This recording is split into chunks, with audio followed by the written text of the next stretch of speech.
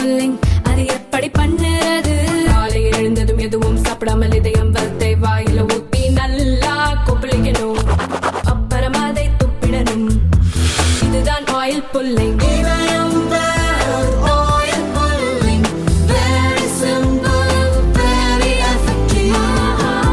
மதுரை திருப்பரங்குன்ற மலையின் புனிதம் காக்கப்பட வேண்டும் என்பதை வலியுறுத்தி திருவாரூர் தெற்கு வீதியில் உள்ள பழனியாண்டவர் கோவில் முன்பாக பாஜகவினர் ஆர்ப்பாட்டம் நடத்தினர். பாஜக மாநில பொதுச் செயலாளர் கருப்பு முருகானந்தம் தலைமையில் கந்தசஷ்டி கவசம் படித்து தங்களது கோரிக்கைகளை தெரிவித்தனர்.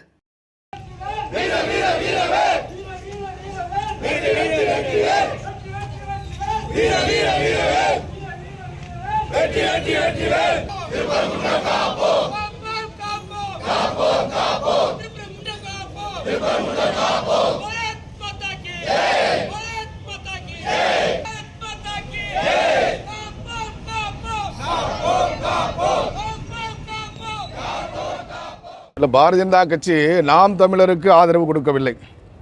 நாம் அவர்களுடைய கருத்துக்களிலே ஏற்றுக்கொள்ளக்கூடிய கருத்துக்களை பாரதிய ஜனதா கட்சி ஆதரிக்கிறது. சில கருத்துக்கள் ஏற்றுக்கொள்ள முடியாத கருத்துக்களும் இருக்கலாம். அவருடைய பேச்சில் 100% சீமான் அவர்கள் பேசுவது பாரதிய ஜனதா கட்சியினுடைய கருத்தோ அல்லது பாரதிய ஜனதா கட்சி ஏற்றுக்கொள்ளக்கூடிய கருத்தோ என்று சொல்ல முடியாது.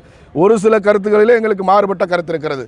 ஆனாலும் கூட சீமான் அவர்கள் பெரியாரை பற்றி பேசி வரக்கூடிய கருத்துக்களிலே 99% பெரியார் பேசியது, பெரியார் செய்தது, பெரியார் செயல்படுத்தியது, இதை பற்றி பேசுகின்ற காரணத்தினாலே பாரதிய ஜனதா கட்சி அதை ஆதரித்துக் கொண்டிருக்கிறோம். அண்ணாமலை என்ற ஆதரவு இருக்கு அப்படின்னு சொன்னாரு.